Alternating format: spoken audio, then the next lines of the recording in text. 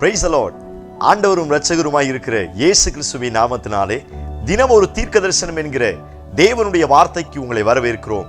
தீர்க்க தரிசனம் என்பது தேவ ஆவியால் அருளப்பட்ட அவருடைய வாக்குத்தத்தமான வார்த்தைகள் மாத்திரமே. இந்த நாளுக்குரிய தீர்க்க தரிசனமான வார்த்தைகளை வாசித்து நாம் செபிக்கலாம். சங்கீதம் 32வது சங்கீதம் 8வது வசனத்தை நான் வாசிக்கிறேன். நான் உனக்கு போதித்து நீ நடக்க வேண்டிய வழியை உனக்கு காட்டுவேன்.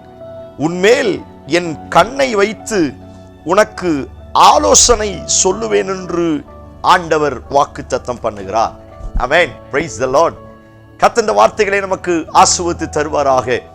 இந்த நாளுக்கு தேவன் கொடுக்கிற தீர்க்க தரிசனமான வார்த்தை, போதித்து வழிகாட்டி ஆலோசனை சொல்லுவேன் என்று ஆண்டவர் வாக்குத்தத்தம் பண்ணுகிறார். இந்த சத்தத்தை கேட்கிற நீங்கள் யாராயிருந்தாலும் சரி, உங்களை பார்த்து ஆண்டவர் இன்றைக்கு தீர்க்க தரிசனமாய் சொல்லுகிற ரேமா வார்த்தை, நான் உன்னை போதிப்பேன், நான் உன்னை வழிகாட்டுவேன், நான் உனக்கு ஆலோசனை சொல்லுவேன் என்று ஆண்டவர் வாக்குத்தத்தம் பண்ணுகிறார். அநேக நேரங்களில் இந்த 3 காரியத்திற்கு தான் நம்ம ஆள் தேடுவதுண்டு. இந்த 3 காரியத்துக்கு தான் நமக்கு உதவி செய்வதற்கு அநேகர் முன் வருவதில்லை. நம்மை போதிப்பதற்கு அல்லது நமக்கு நல்ல வழியை காட்டுவதற்கு, நமக்கு ஆலோசனை சொல்லுவதற்கு இன்றைக்கும் நாம் எதிர்பார்த்த ஒரு நல்ல ஆட்கள் நமக்கு கிடைப்பது கிடையாது. ஒரு சிலர் ஆலோசனை சொன்னாங்க அப்படின்னா அந்த ஆலோசனை ஏதோ லாஸ்ல தான் போய் முடியும், துக்கத்துல தான் போய் முடியும். ஒரு சிலர் வழி காட்டினாங்க அப்படின்னா சோத்திரம், ஏதோ குருடனுக்கு இன்னொரு குருடன் வழிகாட்டுகிறது போல அவர்கள் காண்பிக்கிற வழி அத்தனையும் மோசம் போக்குகிற வழியாயிருக்கும். அநேகர் சொல்லுகிற ஆலோசனைகள், அநேகர் போதிக்கிற போதனைகளே இன்றைக்கு அநேக நேரத்தில் நம்மளை பாதாளத்தில் தள்ளி விடுகிறது. ஒரு உண்மையான போதனையும், ஒரு உண்மையான வழிகாட்டுதலும், ஒரு உண்மையான ஆலோசனைகளும் எந்த மனிதனிடத்தில் இருந்தும் எனக்கு வருவது கிடையாது. எல்லா ஆலோசனைகளும் துர் ஆலோசனைகள், எல்லா வழிகளும் லாஸ்ல ரொம்ப நஷ்டத்துல போய் விழுகிற அப்படிப்பட்ட வழிகாட்டுகிறவர்கள் தான் என்னை சுற்றிலும் அநேகமாய் இருக்கிறார்கள். இந்த சத்தத்தை கேட்கிற ஒருவேளை நீங்கள் அப்படிப்பட்டவர்களாய் பாதிக்கப்பட்ட நிலைமையில் இந்த சத்தத்தை கேட்கலாம். தேவ சத்தத்தை, தேவ சித்தத்தை அறிந்து கொள்ளாம அநேக நேரத்துல மனுஷனுடைய ஆலோசனையை கேட்டுத்தான் இன்னைக்கு இவ்வளவு பிரச்சனையில நான் சிக்கி இருக்கிறேன். மனுஷனுடைய வழியை, அவன் சொன்ன வழியில நடந்துதான் இன்னைக்கு இவ்வளவு போராட்டத்துல நான் மாட்டி இருக்கிறேன். மனுஷனுடைய ஆலோசனையை கேட்டுத்தான், அவனுடைய ஸ்தோத்திரம் போதிக்கிற அந்த போதனை கேட்டுத்தான் என் லைஃபே நான் ஸ்பாயில் பண்ணிட்டேன். ஒருவேளை அப்படிப்பட்ட நிலைமையில இந்த சத்தத்தை கேட்பீங்கன்னா உங்களை பார்த்து தான் ஆண்டவர் தீர்க்க தரிசனமாய் சொல்லுகிறார், நான் உன்னை போதிக்க போகிறேன், நான் உனக்கு வழிகாட்ட போகிறேன், நான் உனக்கு என் கண்ணை வைத்து ஆலோசனை சொல்லுவேன் என்று கர்த்தர் வாக்குத்தத்தம் பண்ணுகிறார். ஓ பிரைஸ் காட். நம்பிக்கையற்ற நிலைமையில் இந்த சத்தத்தை கேட்கிறீங்களா? எல்லாத்தையும் இழந்துட்டு ஒன்றும் இல்லாத வெறுமையான சூழ்நிலையில் இந்த சத்தத்தை கேட்கிறீர்களா? சகோதரனே, சகோதரியே, உன் குடும்பத்தை, உன் கையின் பிரயாசத்தை, உன் தொழில்களை மறுபடியும் ஆண்டவர் ஆலோசனை தந்து வழிகாட்டி சரியான பாதையிலே அவர் நடத்த வல்லமையுள்ளவராயிருக்கிறார். அவரை நம்புங்கள், அவர் வார்த்தையை நம்புங்கள், அவருடைய சமூகத்தில் ஆலோசனை கேளுங்கள். Praise God. தாவீது பெரிய ராஜா, ஆனா யுத்தத்திற்கு போவதற்கு முன்னே அவர்கிட்ட ஆலோசனை கேட்பான். அவர் அழகா ஒரு மேப் போட்டு கொடுக்கிற மாதிரி மேப் போட்டு அவர் கையில கொடுப்பார். ஏன்னா அவர் ஆலோசனை கர்த்தர் அல்லவா. Praise God. சர்வ ஞானி அல்லவா. அவரை போல ஆலோசனை சொல்லுவதற்கு, அவரை போல சர்வ ஞானம் படைத்த யாரும் கிடையாது. ஓ பிரைஸ் காட். என்ன ஒரு கிருபை, என்ன ஒரு ஞானம். ஒவ்வொரு முறையும் தாவீது போற இடங்கள்ல அழகா மேப் போட்டு, நீ இப்படி போ, 4 பேர் அப்படி போட்டோம், அங்க 10 பேர் போட்டோம், ஒரு அசைவு ஏற்படும், அப்ப நீங்க போங்க, ஜெயிக்கலாம். பழைய ஏற்பாட்டுல பல யுத்தங்கள் இப்படித்தான் நடந்துச்சு. தேவனுடைய ஆலோசனையின் பிரகாரம் தான் யுத்தம் நடந்துச்சு.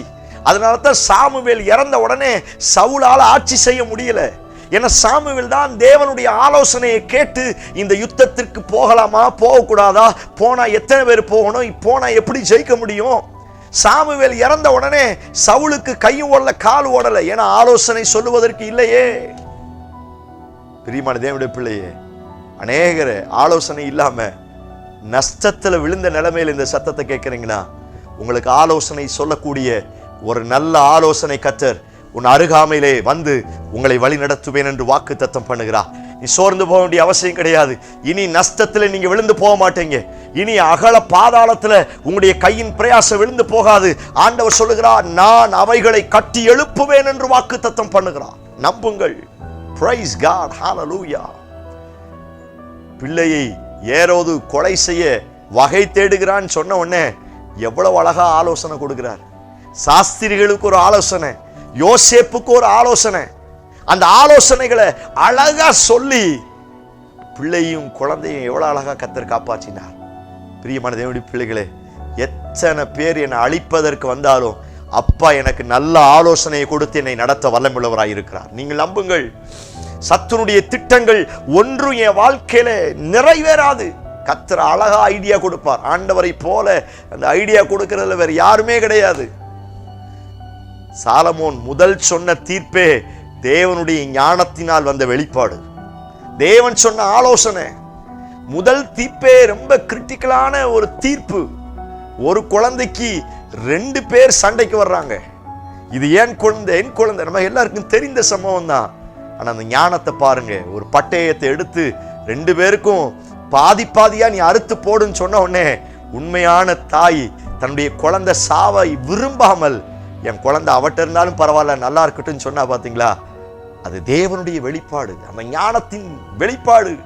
அதனால தான் சாலமோனுடைய ஞானத்தை பார்த்து எல்லாரும் வந்தார்கள். அது சாலமோனுக்கு தெரியும், நான் சின்ன பையன், இது என்னால் உண்டானது அல்ல, இது என்னை உண்டாக்கின, என்னை வேறு பிரித்த, என்னை தூக்கி எடுத்த, எனக்கு ராஜ பதவியை கொடுத்த என் ஆலோசனை கர்த்தர். பிரியமான தேவனுடைய பிள்ளைகளே, ஆலோசனை இல்லாத ஜனங்கள் இடத்துல ஜனங்கள் விழுந்து போவார்கள்.